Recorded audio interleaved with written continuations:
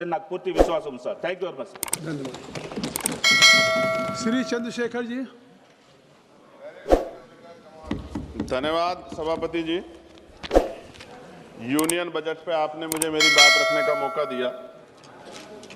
मैं सर्वप्रथम बहुजन समाज में जन्मे सभी संतों, गुरुओं और महान पुरुषों को नमन करता हूं। उनमें भी राष्ट्रपिता ज्योतिबा फूले, छत्रपति साहू जी महाराज, बाबा साहब अम्बेडकर, मान्यवर साहब श्री काशीराम, मान्यवर दीना भाना वाल्मीकि और मान्यवर महामना रामसु वर्मा जी को नमन करता हूं और अपने संसदीय क्षेत्र नगीना की जनता का आभार प्रकट करता हूं जिन्होंने मुझे चुनकर यहां भेजा है। सभापति जी, बजट केवल एक आर्थिक दस्तावेज नहीं होता, बल्कि यह सरकार की सोच, संवेदनशीलता और सामाजिक प्रतिबद्धता का प्रतिबिंब होता है। बजट यह तय करता है कि देश का विकास समावेशी होगा या चुनिंदा और सत्ता में बैठे लोग सबको साथ लेकर चलना चाहते हैं, कुछ लोगों को पीछे छोड़ देना चाहते हैं। विपक्ष के नाते हमारा कर्तव्य है कि हम सत्ता सवाल पूछें और कमियों की ओर ध्यान दिलाएं और देश के उन वर्गों की आवाज बने जो इस सदन में अक्सर आंकड़ों में गुम हो जाते हैं। लेकिन माननीय अध्यक्ष महोदय, असली सवाल यही से शुरू होता है, क्या ये बजट देश के गरीब, पिछड़े, दलित, आदिवासी, ओबीसी, अल्पसंख्यक और वंचित वर्गों की वास्तविक जरूरतों को समझता है, नहीं समझता है। मान्यवर, इस बजट में आर्थिक विकास की बातें अधिक हैं, लेकिन सामाजिक न्याय की आत्मा कमजोर। माननीय अध्यक्ष जी, सभापति जी, आज देश की सबसे बड़ी संकट बेरोजगारी। हर साल लगभग 1 करोड़ युवा रोजगार बाजार में आते हैं, लेकिन अस्थायी और सम्मानजनक नौकरियां और संपादन पैदा नहीं हो रही। इस बजट में स्किलिंग की बात की गई है, लेकिन स्किलिंग के बाद जॉब की गारंटी नहीं है। विशेष रूप से SC, ST और ओबीसी समुदाय के युवाओं के लिए कोई अलग से लक्षित रोजगार योजना नहीं दिखाई देती है।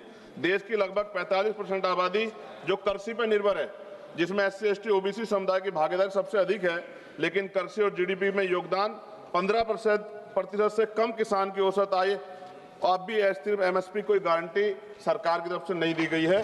सभापति जी, महंगाई का सबसे बड़ा असर गरीब, दलित, आदिवासी और पिछड़े वर्ग को पड़ता है। आर्थिक सर्वे के अनुसार शिक्षा व स्वास्थ्य की लागत पिछले 5 वर्षों में 30 से 40% बढ़ी है। खाद्य वस्तु कीमतें गरीब परिवारों की थाली को छोटा कर रही है, लेकिन इस बजट में इन वर्गों के लिए कोई सीधी राहत नहीं दिखाई देती। सभापति जी, SC, ST और ओबीसी वर्ग के मुख्य रूप से सरकारी स्वास्थ्य ये वर्ग है, ये मुख्य रूप से सरकारी स्वास्थ्य व्यवस्था पर निर्भर है, लेकिन भारत आज भी स्वास्थ्य पर GDP का केवल 2% खर्च करता है और ग्रामीण और आदिवासी क्षेत्रों में डॉक्टरों की और अस्पतालों की भारी कमी है। इस बजट में सार्वजनिक स्वास्थ्य ढांचे को मजबूत करने के लिए कोई निर्णायक वित्तीय छलांग नहीं। सभापति जी, शिक्षा के माध्यम जिससे सामाजिक असमानता टूटती है, लेकिन इस बजट में शिक्षा पर खर्च GDP के लगभग 3% के आसपास और SC, ST, ओबीसी के छात्रों की छात्रवृत्ति में देरी और अनिश्चितता बनी हुई है। शिक्षा गरीब परिवारों की पहुंच से बहुत दूर है। यह स्थिति समान अवसरों की अवधारणा को कमजोर करती है। सभापति जी, SC, ST, ओबीसी के कल्याण के लिए सबसे बड़ी जिम्मेदारी राज्यों के पास होती है, लेकिन राज्यों के हिस्से की धनराशि सीमित है। केंद्र द्वारा योजनाओं का बोझ अधिक संघीय ढांचे को कमजोर, सामाजिक न्याय को मजबूत नहीं कर रहा है एट प्रेजेंट टाइम। विपक्ष केवल आलोचना के लिए नहीं सभापति जी, हम समाधान प्रस्तुत करते हैं। हमारी मांग है SC, ST, ओबीसी के लिए लक्षित रोजगार मिशन चलाया जाए, छात्रवृत्ति को समयबद्ध और कानूनी प्रावधान किया जाए, शिक्षा और स्वास्थ्य पर GDP का न्यूनतम 6% खर्च हो, आरक्षित वर्गों के लिए विशेष उद्यमता और MSME पैकेज दिया जाए, आदिवासी और पिछड़े जिलों को विशेष सामाजिक आर्थिक विकास योजना चलाई जाए। माननीय सभापति जी, ये बजट आर्थिक विकास की तो बात करता है, लेकिन सामाजिक संतुलन और न्याय की भावना कमजोर दिखाई देती है।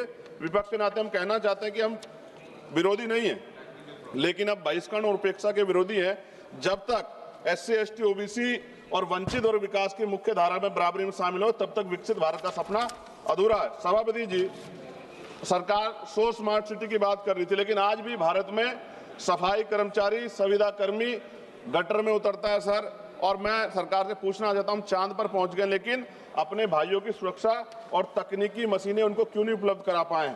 प्रमोशन में रिजर्वेशन SC, ST, ओबीसी कर्मचारियों को नहीं मिल रहा है और पुरानी पेंशन सर मिलनी चाहिए, उस पर सरकार ने कोई जवाब नहीं दिया है। सभापति जी, बिजली के दाम उत्तर प्रदेश में देश की अपेक्षा, खत्म करूंगा सर, राष्ट्रपति भाषण पे भी आप देख रहे हैं मौका नहीं मिला, 12 दिन बाद वो मौका मिला है, तो जल्दी खत्म करो ना, कुछ मांगे तो अन्य राज्यों की तुलना में सर हमारे यहाँ यूपी में ज्यादा है, जिसमें किसान, बुनकर, छोटे उद्योग और आम उपभोक्ता प्रभावित होते हैं। और गैस सिलेंडर सर जब चुनाव आता है तो सब जगह 500 का और चुनाव के बाद सर 1000 रुपए का, ये मजाक उड़ता है सर गरीबों का।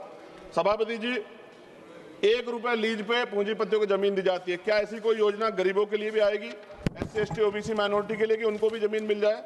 साथ साथ सरकार दिवाली, धार्मिक तमाम जो धार्मिक आयोजन है सर उन पे बजट देती है, लेकिन SC ST OBC के जो महापुरुष हैं सर, जैसे बुद्ध पूर्णिमा कार्यक्रम होता है, रविदास जयंती जी का कार्यक्रम होता है, अम्बेडकर जयंती का, फूले जयंती का, पेरियार जयंती का, बिरसा मुंडा जयंती का, इन तमाम उस पर तो कोई बजट नहीं आता सर। और BT एक्ट सर, बोध गया सौंपा जाना चाहिए बौद्धों को सर, बहुत दिन से उनका आंदोलन चल रहा है, कल से आंदोलन हो रहा है सर।